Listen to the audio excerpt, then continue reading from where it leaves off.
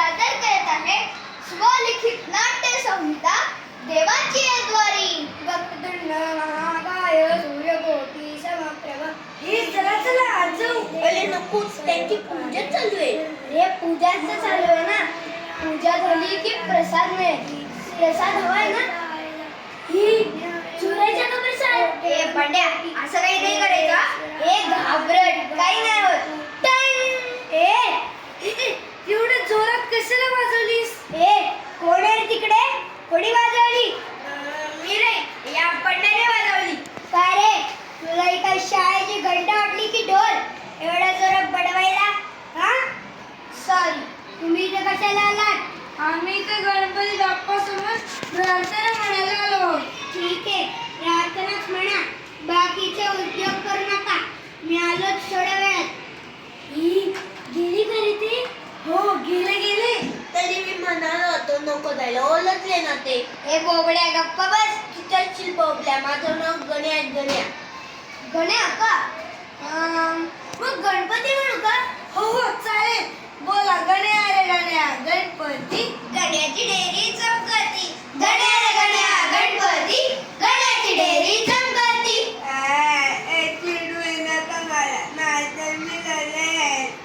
अरे ललेल नाही रे, रडेल म्हण रडेल. नको रे चिडू त्याला. बरं, आता आपली प्रार्थना करूया. बोला गणपती बाप्पा मोरया. देवा आमचे हेची मागणे करा पुरे हो आनंदाने. देवा आमचे हेची मागणे करा पुरे हो आनंदाने. सकाळी उठोनी शिरा मिळावा. धडा आमचा तुम्ही वाचावा. सुट्टीमध्ये गंमत गाणे जोडीला असावे खारे दाणे. डंबक लाडू चापट पोळी नको बेताची छडीच मुळी. देवा मुझे हेची मागणे करा पुरे हो आनंदाने. करा पुरे हो आनंदाने. चला, प्रार्थना झाली. आता सर्वांनी चुकांचा पाडा बाप्पा समोर वाचायचा. काढा. कसला काढा? मला नको काढा. औषधाचा काढा. माझे आजोबा घेतात. त्या चुकून असतो तो.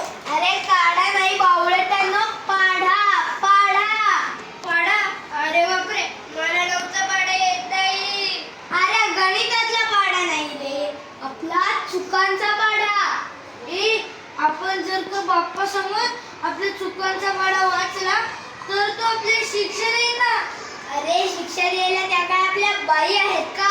लवकर म्हण ना, नाहीतर ते झोपून जातील. ठीक आहे, मी म्हणतो. बाप्पा, या वर्षीचा गणेशोत्सव तुझ्या प्रसादाचे पेढे मी चोरून खाल्ले. मला ते पेढे आवडत होते म्हणून सॉरी बाप्पा. काय रे चिंट्या, मगाशी तर म्हणाला असं काही करायचं नाही आणि तूच घरी. पण एकदाच झालंय आणि त्यानंतर मी बाप्पाला सॉरी पण म्हटलो. हो की नाही बाप्पा? आता मी परवा ना माझ्या बाबांच्या फोनवर एक फोन आलेला. मला बाबांनी सांगितलं की ते घरी नाहीयेत असं सांग. त्यांचं ऐकून मी तसं सांगितलं. मी खोटं बोललो, सॉरी बाप्पा. आणि हो बाप्पा, त्या मोठ्या माणसांना खोटं बोलण्याची बुद्धी देऊ नकोस. चल बंडू, आता तू आपली चूक कबूल कर बरं. आज आपली काही चूक झाली नाही गो. तू आणि चूक करणार नाही असं कधी होणारच नाही. बंड्या, तुझ्या चुका पुण्याच्या पर्वत एवढ्या असतील. जरा नीट आठव. अरे चुकांची भानगड नको म्हणून मी काल शाळेला बुट्टी देऊन चिंचा पाडायला गेलो. काय शाळेला दांडी मारलीस? अरे माझा गृहपाठ राहिला होता. मग काय करणार? म्हटलं गृह आणि शाळा दोघांकडे पाठ फिरूया. शाळा बुडवून चिंचा पाडल्या. शोभतं का तुला हे? आपल्या टीम मध्ये कोणी करतं का असं? आता पुन्हा बंड्या, शाळा बुडवून चिंचा पाडल्या हीच तुझी मोठी चूक झाली. आता पुन्हा असं होणार नाही. देवा, कालची चूक आणि पाडलेली चिंच तेवढी तुमच्या लंबोदरात घ्या. आणि चिंचेच्या झाडाला वर्षभर चिंचा येऊ द्या. म्हणजे पांड्या वर्षभर शाळेत जायचं. मी सॉरी म्हटलं ना देवाला. हे देऊळ आहे म्हणून. शाळा तिचा असा बदलला असता ना तुला. अरे भांडू नका तुम्ही. बरं ठीक आहे, सुखांचं पाणं वाचून झालं. आता स्वतःला जे हवे ते मागा. हे देवा, नेहमी पाण्यातच पाऊस का पडायचं बरं? कधीतरी टोपीचा पण पाऊस पड, त्यापेक्षा गाल गाल गुलबांचा पाऊस पाड. आमच्या बाबांचं रोज पगार होते, म्हणजे रोज खाऊन मिळेल. त्या पगारातून आम्हाला खूप रंगीत भोरे, गोट्या, पतंग आणि भरपूर बॅट बॉल मिळू दे. हो देवा, आम्हाला सर्व दे. या बदल्यात तू आमची परीक्षा घे. ए नको, परीक्षा कठीण असते आणि ते परीक्षेत उंच कडेवरून ढकलून देतात. हो, पण खाली देवच स्वतः दिलेला उभा राहतो. मी पहिले भक्त प्रल्हादाच्या नाटकात. काही होणार नाही, देव वाचवेल आपल्याला. ए पण ते बघ, कोणीतरी येतंय ते पुढून. ए, तो असं का चाच पडत चाललाय? तो आंधळ आहे बहुतेक. बाप्पा नमस्कार करतो. पापाची वासना नको दाऊ तू डोळा, त्या परी आंधळा बरा आहे मी भोळा. निंदेचे श्रवण नको माझे रे कानी, बधीर करोनी ठेवी अपवित्र ही वाणी. पापाची वासना नको धावू तू डोळा. अरे वा, किती छान गातोस रे. बाप्पाची कृपा. अजून काय? हे पण तुझे नाव काय? श्रावण. श्रावण, किती छान नाव आहे. श्रावण? अरे ह्या नावावरून मला एक कविता आठवते. श्रावण मासी हर्ष मानसी. पुढे काय रे? हे पाठांतर कच्चं आहे तुझं. आता मी म्हणून दाखवतो. श्रावण मासी हर्ष मानसी, श्रावण मासी हर्ष मानसी. हे तुझं मला आठवत नाहीये, तुझं म्हणून पाठांतर कच्चं आहे. हे थांबा, मी म्हणून दाखवतो. श्रावण मासी हर्ष मानसी, निरवळ दाटे चोहीकडे, क्षणात येती सरसर शिरवे, क्षणात फिरली ऊन पडे. अरे वा, तुझी छान पाठ आहे ही कविता.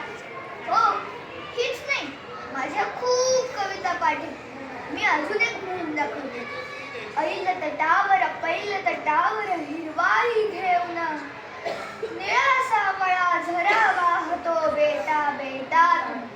हे पण श्रावण, आम्ही जी हिरवळ पाडली ती तर तुला दिसतच नसेल. तू कधी पाहिलीस का रे हिरवळ? हो, पाहिली ना. पाहिली म्हणजे तू काय घोटा घोटा अंधार आहेस की काय? तसं नाही रे, दिसत नसतं म्हणून काय झालं. स्पर्शाने कानाने मी अनुभवली आहे हिरवळ. आणि तुमच्यासारखे मित्र आहेत ना तिचं वर्णन करून सांगायला. ए, तुम्ही बनाल का रे माझे मित्र? हो, काही हरकत नाही. होत चालेल, कोणता चांगला मित्र बनू शकतोस. ए बोबड्या, गप्प बस तू. आणि तू रे, आत्ता झालास आणि म्हणे मित्र. हा, आणि चांगला मित्र बनणार होय. आंधळा बुटला आलाय लगेच मित्र बनायला. चल हट. जातो. ढकलतो कशाला? मी नाही आग्रह करणार तुम्हाला मैत्री करायला. मला मला कोणीच मित्र नाही. मला वाटलं तुम्ही चांगली मुलं आहात, माझे मित्र बनाल. पण जाऊ दे, तुम्हाला मी आवडत नाही ना. तसं मी कोणालाच आवडत नाही. जातो मी. एकतर मला आई बाबा पण नाही. काय? आई बाबा नाही? काय काय झालं त्यांना? माझे आई बाबा करोनाच्या काळात खूप आजारी होते. त्यातच ते मला सोडून गेले.